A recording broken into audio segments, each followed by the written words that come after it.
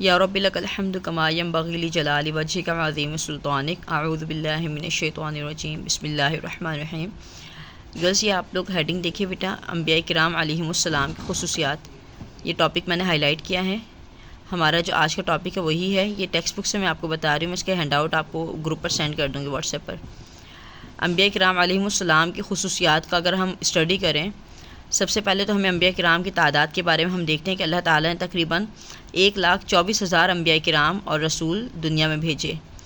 اور انبیاء کرام کی صفات کیا ہیں کہ وہ بالکل معصوم تھے، سچے تھے اور قابل احترام تھے، اور ہر ایک مسلمان کا اس بات پہ عقیدہ ہے کہ تمام انبیاء کرام معصوم عن الخطا تھے، وہ صادقین تھے، سچ بولنے والے اور قابل احترام ہیں۔ کائنات کا ہر شخص، ہر مسلمان جیسے نبی کریم صلی اللہ علیہ وسلم کی عزت کرتا ہے، اسی طرح سے قابل احترام اس کے لیے تمام انبیاء کرام ہیں۔ اب آگے چلتے ہیں، ہم جتنے بھی انبیاء کرام دنیا میں آئے، تمام انبیاء کرام کا منہج کیا تھا؟ لوگوں کو توحید کی دعوت دینا اور شرک سے بچنے کی تعلیم دینا۔ جتنے بھی انبیاء کرام آئے، ہر نبی نے اپنی امت کو توحید کی دعوت دی اور ان کو شرک اور بت پرستی سے بچنے کی تلقین کی، تعلیم دی کہ یہ کبیرہ گناہ ہے جو انسان کو برباد کر دیتا ہے۔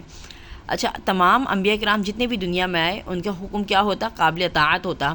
ان کا حکم قابل اطاعت ہوتا۔ اگر ان کا حکم نہ مانا جائے اور ان کے راستے پر نہ چلا جائے تو انسان گمراہ ہو جائے گا اور اس کے لیے بربادی ہے۔ اور انبیاء کرام پر ایمان لانا بھی ضروری ہے، اور اگر انبیاء کرام پر ہم ایمان نہیں لے کر آتے تو ہم کافر ہو جائیں گے، یعنی انبیاء کرام پر ایمان نہ لانا کفر میں شمار کیا جاتا ہے۔ اچھا، انبیاء کرام کا جو سلسلہ ہے اللہ رب العالمین نے نبی کریم صلی اللہ علیہ وسلم پر لا کر مکمل کیا، یہاں پر آ کر ہمیشہ کے لیے ختم ہو گیا۔ اب آپ کے بعد کوئی نبی نہیں آئے گا، لیکن جتنے انبیاء کرام آپ سے پہلے دنیا میں آئے وہ تمام قابل احترام اور قابل عزت تھے، جیسے کہ سورۃ البقرہ کی آیت نمبر 285 میں بھی اللہ رب العالمین فرماتے ہیں لا نفرق بین احد من رسلی، ہم رسولوں میں سے کسی کے درمیان ہم فرق نہیں کرتے، یعنی ایمان لانے میں ہر ایک کو ہم تسلیم کرتے ہیں، ہم ہر ایک کو مانتے ہیں کہ وہ اللہ تعالیٰ کے نبی تھے اور انہوں نے اپنی امت کو توحید کی دعوت دی۔ اچھا، اب یہاں پر ہم ذکر کریں گے انبیاء کرام کی خصوصیات کے۔ انبیاء کرام کی خصوصیات کا مطلب ہے کہ وہ معجزات، وہ صفات، وہ چیزیں جو اللہ رب العالمین نے خاص اپنے انبیاء کرام کو عطا فرمائیں اور عام انسانوں کو وہ نہیں دی گئیں۔ تو ان خصوصیات میں سے سب سے پہلی خصوصیت کیا ہے؟ نمبر 1 معجزہ، ٹھیک ہے۔ اللہ تعالیٰ نے جو انبیاء کرام دنیا میں بھیجے ان کی جانب بعض مرتبہ معجزات اور نشانیاں عطا کی جاتی ہیں، ان کی جانب بھیجی جاتی ہیں۔ وہ ایسے غیر معمولی کام کرتے جو انسانی طاقت سے وہ بالا تر ہوتے، یعنی ایسے کام وہ انجام دیتے جو عام انسان نہیں کر پاتا، ٹھیک ہے۔ اور اس کی تائید ہمیں قرآن مجید سے ملتی ہے۔ اللہ رب العالمین فرماتے ہیں جو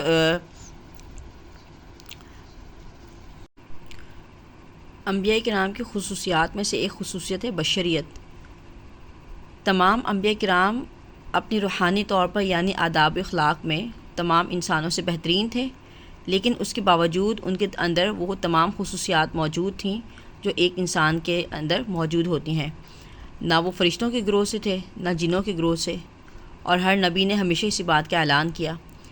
عام انسان کے اندر موجود ہونے کا مطلب ہے کہ جیسے ایک عام انسان کھانا کھاتا ہے، پانی پیتا ہے، بازاروں میں جاتے ہیں، کاروبار کرتے ہیں، شادیاں کرتے ہیں، ان کی فیملیز ہوتی ہیں، بچے ہوتے ہیں، خاندان بڑھتے ہیں، ان کی اولاد ہوتی ہے، آگے پوتی پوتے ان کی آگے اولاد ہوتی ہے، جیسے ایک عام انسان کی ہوتی ہے، اسی طرح سے انبیاء کرام کے ساتھ بھی یہ صفات موجود تھیں۔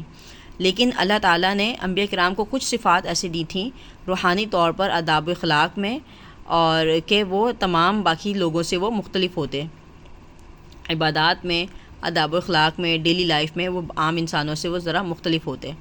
لیکن جو ایک انسان کے اندر جو خصوصیات ہوتی ہیں، بشریت جو مکمل کرتی ہیں، جس سے بشر ہونے کا تقاضا پیدا ہوتا ہے، جس سے بشر ہونے کے معلوم ہوتا ہے، وہ تمام انبیاء کرام کے اندر موجود تھیں۔ انبیاء کرام کی خصوصیات میں سے ایک خصوصیت ہے وہبیت۔ وہبیت یعنی وہبیت کا مطلب ہوتا ہے عطا کیا جانا، تحفہ ملنا۔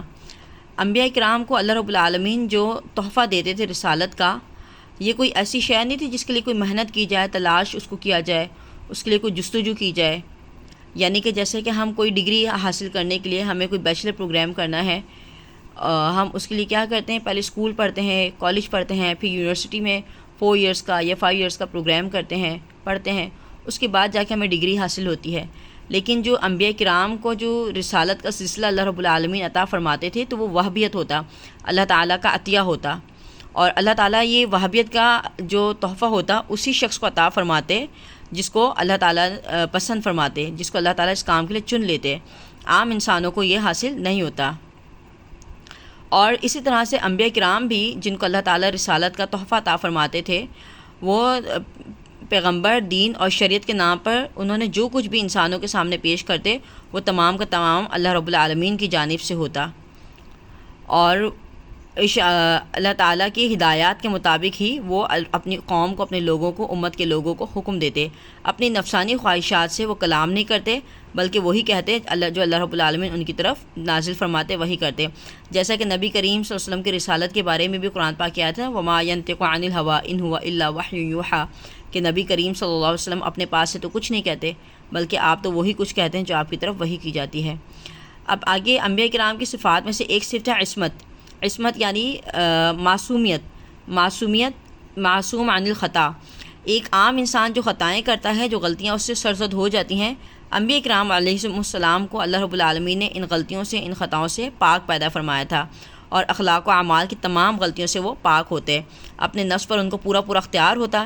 ایک عام انسان کی طرح ان کا نفس کبھی نہیں ڈگمگایا، عام انسان کی طرح ان کے نفس میں کبھی کوئی ایسا کوئی شیطانی خیال یا اس طرح کی کوئی بات پیدا نہ ہوتی کہ جو گناہ کے زمرے میں شامل ہو یا خطا یا غلطی کے زمرے میں شامل ہو جائے، بلکہ ان کے اندر اللہ رب العالمین نے جو ان کا نفس جو بنایا ہوتا تھا، اس میں گناہ کے جو ہے وہ گناہ کرنے کا، سوچنے کا بھی کوئی امکان نہیں ہوتا تھا، بلکہ کیا تھے، وہ تمام وقت ہمیشہ اللہ رب العالمین کی خصوصی نگرانی میں رہتے۔ اسی طرح سے انبیاء کرام کی صفات میں سے ایک اور صفت ہے وحی۔ اللہ رب العالمین اپنے انبیاء کرام پر وحی نازل فرماتے، وہ اپنے پاس سے کچھ نہیں کہتے، بلکہ اللہ رب العالمین جو ان کے اوپر وحی نازل فرماتے وہی اپنی امت کے لوگوں کی جانب وہ آگے بیان کرتے۔